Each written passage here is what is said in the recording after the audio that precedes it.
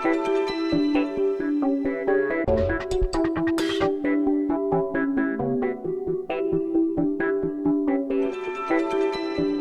m'appelle Bernadette Mauclair, j'ai 39 ans, j'ai 3 enfants. Donc, je suis infirmière instrumentiste, je travaille à l'hôpital de pédiatrie. Le métier d'infirmière de bloc opératoire instrumentiste a donc 2 fonctions, celui d'infirmière instrumentiste où on passe les instruments aux chirurgiens et un autre rôle, l'infirmière circulante qui fait le lien entre le non stérile et le stérile. Par exemple, les emballages ne sont pas stériles, mais le contenu de l'emballage, lui, l'est. Donc on va ouvrir le premier paquet que l'on va tendre à l'infirmière instrumentiste. Avant de rentrer dans la salle d'opération, je récupère le chariot. Le matériel est préparé en fonction de l'opération qu'on va faire, donc il est très spécifique et il est préparé par nous. L'infirmière instrumentiste va se laver les mains pour après s'habiller de manière stérile. C'est pendant que je prépare la table qu'il y a cette notion qui s'installe de non stérile et de stérile. On travaille toujours en binôme, on ne peut pas travailler l'un sans l'autre. Ça va? J'aurais préféré aller à l'école.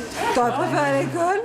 À l'accueil du patient, on fait ce qu'on appelle un time-out avec le chirurgien et l'équipe d'anesthésie pour être sûr que c'est le bon patient et que l'on opère quelque chose de bien précis.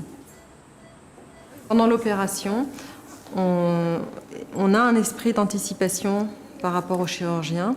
On doit connaître l'acte qu'il fait et donc pouvoir anticiper ses gestes pour lui faire, en tout cas, pas perdre de temps. Quand l'intervention est terminée, une fois que le pansement a été fait, l'infirmière instrumentiste en compagnie de l'infirmière circulante contrôle le matériel qu'elle a utilisé pendant l'intervention. Un marteau. Ouais. Un poussoir. Oui. 3 ciseaux à frapper. Oui, là je signe le cahier des compresses qu'on a compté en début d'intervention et voir si on a le même nombre à la fin d'intervention. Ce matériel contrôlé est décontaminé ici, puis part ensuite à la stérilisation où il est reconditionné de façon stérile. Le sign out correspond à la fin de l'intervention. Ok. Je vais juste mettre un mot sur la feuille. Pour être sûr que les chirurgiens, l'infirmière et que les anesthésistes valident l'intervention et le bon réveil du patient.